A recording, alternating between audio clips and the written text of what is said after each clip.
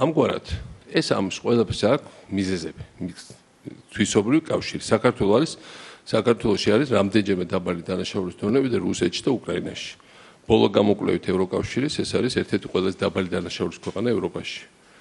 მაგრამ ეს მოვიდა იმ ფასად, რომ ციხეების პოპულაცია გაიზარდა, ბევრი თანხები ამაზე იხარჯება, ახალი ციხეები დაგვრჩა ასაშენებელი და მე ბევრად უფრო მეტად სიამოვნებს, როცა ჩვენ ფულს ხარჯავთ სამავთყოფოების, სკოლების, უნივერსიტეტების, გზების, შადრევნების შენებლობაზე თუნდაც, მაგრამ ციხეები არ ასაშენებელი. ამიტომ ეს ახალი ციხეც, რომელსაც ჩვენ ავაშენებთ ლაითურში, რომელიც ევროსტანდარტებით იქნება, ეს იქნება ჩვენი ძალიან მნიშვნელოვანი მიღწევა.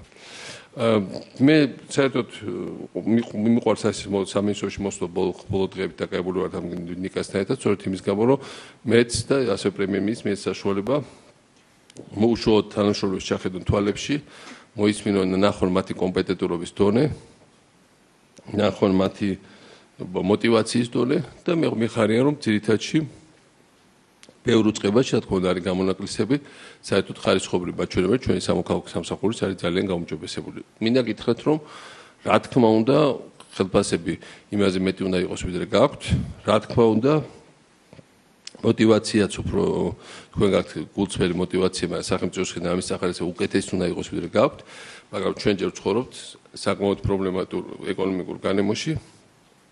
მე მინდა ყველას გვახსოვდეს, რომ ჯერ კიდევ პენსია საქართველოში არის მიზერული, ჯერ კიდევ სიღარიბის ხვალს მიიღვა იმყოფება 20%-ზე ცოტა მეტი ჩვენი მოქალაქეების, ჩვენ მოვიდა 50-ზე მეტი იყო, მაგრამ მაინც 20% ძალიან მაღალია და რაც უფრო ქვემოთ ჩადიხარ, ვიდრე ძნელი ხდება ამის ლიკვიდაცია, იმიტომ რომ ქრონიკულ სიღარიბეში გადადის. გავითვალისწინოთ ის, რომ დიდი ნაწილი ჩვენი საზოგადოების დაუსაქმებელია და დიდი ნაწილი დასაქმებულია, მაგრამ თulis რომ არ რეალიზებულია თავის დასაქმებაში, ეს უფრო მეტი პრობლემაა. ჩვენთან უმუშევრობა, რა თქმა უნდა, არ არის 40%-ზე მეტი, მაგრამ 40%-ზე მეტი გამოკითხვებში ამბობს, რომ ის მათ თვლიან, რომ მათ არ აქვს სამსახური, იმიტომ რომ ადამიანი თulis რომ თქვათ თუ მას დიპლომი აქვს უმაღლესი სასწავლებლების და თქვათ მუშაობს სადღაც სადაც ხელით შრომა საჭირო ან თქვათ ტაქსის ატარებს, ის არ არის დასაქმებული და მე მესმის ამ ადამიანის მეორე მხრივ, რა თქმა უნდა, შრომის ბაზარი არის ძალიან მოქნილი და ადამიანი თავარი ღირსება ადამიანის, აი როცა ის თავის ოჯახს არჩევს თავის შემოსავლით. ეს თავარი, რასაც ჯორდა მივახციოთ და მუდმივად სტაბილურობის განცდა კონკრეტულ სამსახურში. ამგვარად ამ ხრივ რასაც თქვენ აკეთებთ, რომ თუნდაც პრობაციონერებს მიცეთ საშუალება, რომ დასაქმების შემდგომ მიცეთ პროფესიებით შრომის ბაზარს მოერგონ, რაღაცა შრომისთვის გამომუშავდნენ საპატირო შიგნითაც, ეს ყველაფერი ახალ ეკონომიკურ მოდელზე მორგებულია, ძალიან მნიშვნელოვანია, ამისთვის ვარ დაამადლობელი თქვენი. რომ საბოლოო ჯამში ეს ხალხი ბრუნდება საზოგადოებაში და საზოგადოებისთვის ისინი არ უნდა იყოს საშიში. ძალიან მიხარია, რომ 7%-ამდე შემცირდა მათ მიერ ხელახლა ჩადენილი რეციდივი დანაშაულის. ეს არის საუკეთესო ციფრი, რომელიც შეგვიძლია წარმოგვედგინა. ადრე ეს იყო ხოლმე პირობითად განთავისუფლებული ნახევარზე მეტი. მე ასევე მიესალმები მინისტრის ინიციატივას, რომ შეწყალების წინ ფილტრი გაიარონ ამას სამინისტროში, რომ იქ ვიღა ერთ უწყებაში ჩავიდა, ვიღა ჩააწყო, მეორე ადმინისტრაციას ეხვეწა ჩააწყო, მესამე საერთოდ ეკლესიაში წავიდა და ეკლესიას თხოვად რომელიმე კონკრეტულ მეუფრეს რო იქნებ სიაში ჩამიტარო, ეს ყველაფერი კარგი, ყველა სახელმწიფო და არასახელმწიფო დაწესებულებას ჩვენ უსმინოთ, მაგრამ თქვენზე უკეთესად არავინ არ იცის, ვინ იმსახურებს ამას. ამისათვის ეს ფილტრი უნდა იყოს, რაც არ უნდა სიან უნდა მოვიდეს საიდან, მათ შორის პრეზიდენტის ადმინისტრაციიდან თუ თქვენი დათვლით რომ ეს პატიმარი ამას არ იმსახურებს, ეს შეწყალება არ უნდა მოხდეს. და ამ ხრივაც ჩვენ სისტემა გვაქვს ბევრად უფრო გადასაწყობი. ჰუმანიზაცია სისტემის მნიშვნელოვანია, დეკრიმინალიზაცია თერგი სამსახურების და სხვა სახით ზემოქმედა მნიშვნელოვანია. შემცირება ზოგადად სასჯელების მისასალმებელია, იმიტომ რომ ხა პირდაპირ თქვათ, როცა ლაპარაკობთ შეკრებით სასჯელზე რამდენიმე ათეული წელი გამოდის, ეს არ არის ნორმალური მოვლენა. ჩვენ თლათ ამერიკის სისტემაზე ვერ გადავალთ, სადღაც ევროპულ სისტემაზე უნდა დავждოთ, ევროპული სისტემა ბევრად უფრო ლიბერალურია, მაგრამ ამავე დროს საჭიროა იქ სადაც ყარათ ვართ, გამოჩენა პრინციპულობის და გვესმოდეს, რომ ამის უკან დგას საზოგადოება და მისი ინტერესები. ამიტომ მინდა დიდი მადლობა უთხრა ხათუნას, რაც მან მოახერხა, ხაჩოს ბევრი არსებობდა საკამათო, როცა ხა ნიშნავ ადამიანს, რომელიც თელი თავის ცხოვრება საზოგადოებრივ ცხოვრობდა, ჩამოვიდა ერთი წელი მოასწრო სადღაც მუშაობა და რამდენიმე უცხოური დიპლომი კი აქვს, მაგრამ პრაქტიკულად სამუშაო გამოცდილება იმდენი არ ჰქონდათ პირდაპირ თქვათ.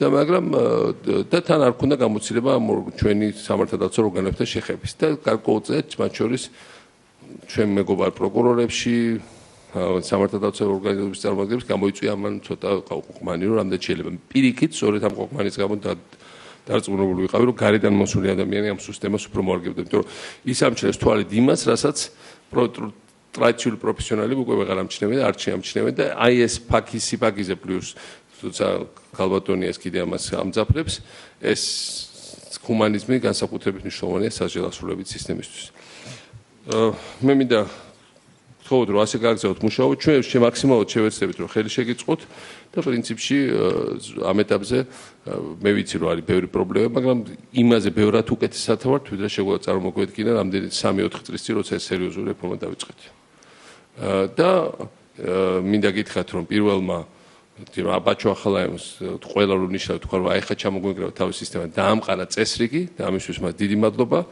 მე ვფიქრე რომ ბაჩოს შემდეგ რა გვეშველება როგორ შეიძლება ესეთ გამოუცდელი გოგოს მოყვანა როგორც ასე ამბობდნენ და ეს ყველაფერი გამტკიცა და გაბეტონდა რაც ნიშნავს რომ ჩვენ მივდივართ ცარისკო საკადრო გადაწყვეტილებებს მაგრამ ეს საკადრო გადაწყვეტილებები თავის თავს როგორც ესე ამართლებს ჩვენ საქმეში მათ შორის გარკვეული რისკი საჭიროა იმიტომ რომ შეჭიდებულია ჩვენი სახელმწიფო თითქმის შეუძლებელ ამოცანებს როგორც ჩვენ ყველამ კარგად ვიცით ჩვენ უნდა გადავაგზავნოთ ამ მიმართულებით მუშაობა ეხლა მე სიამოვნებით გადავცემ თქვენ თანამშრომლებს დამსახურებულს სახელმწიფო ჯილდოებს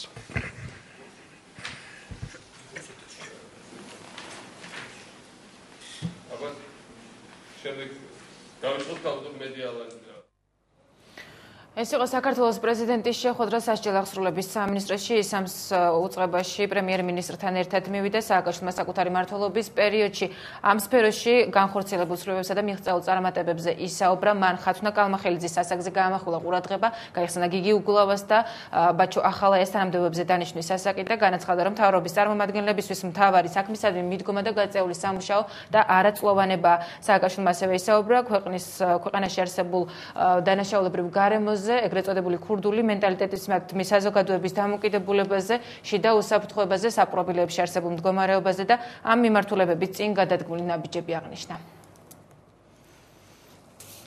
მასწავლებელთა პროფესიული განვითარების ცენტრს განახლებული საიტი აქვს. მისი პრეზენტაცია საქართველოს განათლებისა და მეცნიერების სამინისტროში გაიმართა. განახლებული საიტის ბენეფიციარები პედაგოგები არიან.